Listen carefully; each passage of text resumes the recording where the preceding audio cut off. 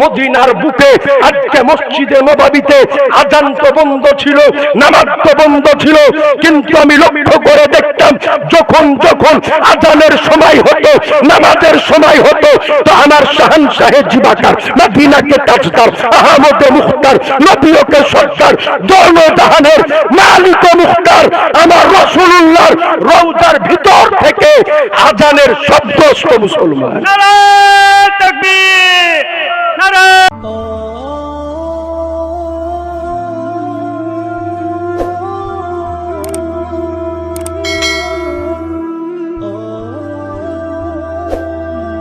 আলা হযরত বলেন, ইয়া রাসূলুল্লাহ, আল্লাহর ইজ্জতের কসম, আল্লাহর ইজ্জতের কসম, তুমি জিন্দা, তুমি জিন্দা, শুধুমাত্র আমাদের বাহ্যিক দৃষ্টির আড়াল হয়ে গিয়েছে। মুসলমান, নবী আমার কেমন জিন্দা একটা প্রমাণ আপনাকে দিব।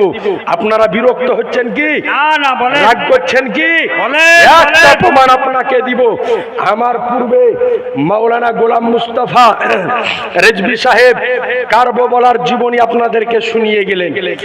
এই কারবালার জীবনী, এই কারবালার যে ঘটনা সংঘটিত হয়েছিল 61 হিজরিতে। কত হিজরিতে? 61 হিজরি। জোরে বলেন। 61 হিজরিতে। আমার নবীর ইন্তেকাল হয়েছে 11 হিজরিতে। কত হিজরিতে? 11 হিজরিতে। অর্থাৎ নবী মুস্তাফার ইন্তেকালের 50 বছর পরে কারবালার এই ঘটনা সংঘটিত হয়েছে। কথা বুঝলেন? 50 বছর পরে কারবালার এই যুদ্ধ সংঘটিত হয়েছে।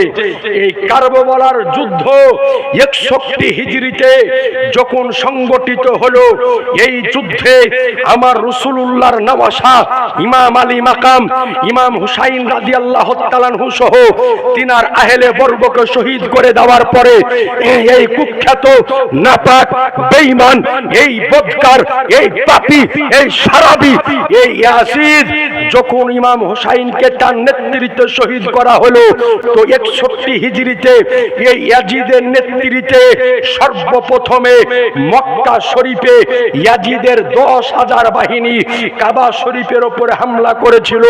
মক্কা ধাত্রীতে যত সাহাবী রাসূল জীবিত ছিল তাদেরকে খাসি জবাই করেছিল ইয়াজিদ বাহিনী। কাবা ঘরের ভিতরে উট এবং ঘোড়াকে বেঁধে রাখা হয়েছিল। এরপরে আপনার কাবা শরীফের গিলাফকে জ্বালিয়ে দেওয়া হয়েছিল। হযরতে ইব্রাহিম আলাইহিস সালামের যেই দুম্বা কুরবানি হয়েছিল, জান্নাতি দুম্বা, ওই দুম্বার শিং এবং চামড়া কাবা শরীফের ভিতরে রাখা ছিল, ওটাকেও জ্বালিয়ে ছারখার করেছিল এই ইয়াজিদ বাহিনী। মক্কাতে হামলা করার পরে দ্বিতীয় হামলা চালিয়েছিল এই ইয়াজিদের 20,000 বাহিনী।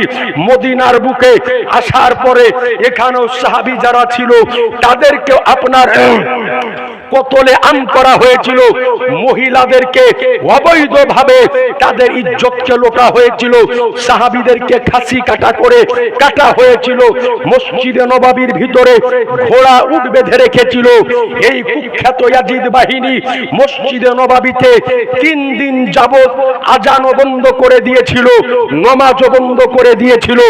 নবীর একজন বিখ্যাত সাহাবী যার নাম ছিল হযরতে সাইয়্যিদ ইবনে মুসাইয়্যিব রাদিয়াল্লাহু তাআলা আনহু, তিনি বর্ণনা করেন যে যখন ইয়াজিদ বাহিনী মদিনার বুকে হামলা চালালো, মসজিদে নববীতে 3 দিন আযান এবং নামাজকে বন্ধ করে দিল, তো আমি যখন ইয়াজিদ বাহিনীর সামনে পড়ে গেলাম, আমি চিন্তা করলাম হয়তো আমাকেও জবাই করে দিবে।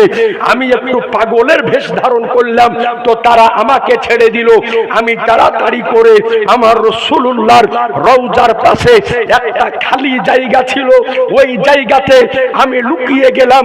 তো রব্বে কাবার কসম করে বলি যে 3 দিন যাবত তো মদিনার বুকে আজকে মসজিদে নববীতে আযান তো বন্ধ ছিল, নামাজ তো বন্ধ ছিল, কিন্তু আমি লক্ষ্য করে দেখতাম যখন যখন আযানের সময় হতো, নামাজের সময় হতো, তো আমার শাহনশাহে জিবাকার মদিনাকে তাজদার আহমদ মুখতার নবীকে সরকার দোনো জাহানের মালিক মুখতার আমার রাসূলুল্লাহর রওজার ভিতর থেকে আযানের শব্দ আসতো। মুসলমান, নারায়ে তাকবীর, নারায়ে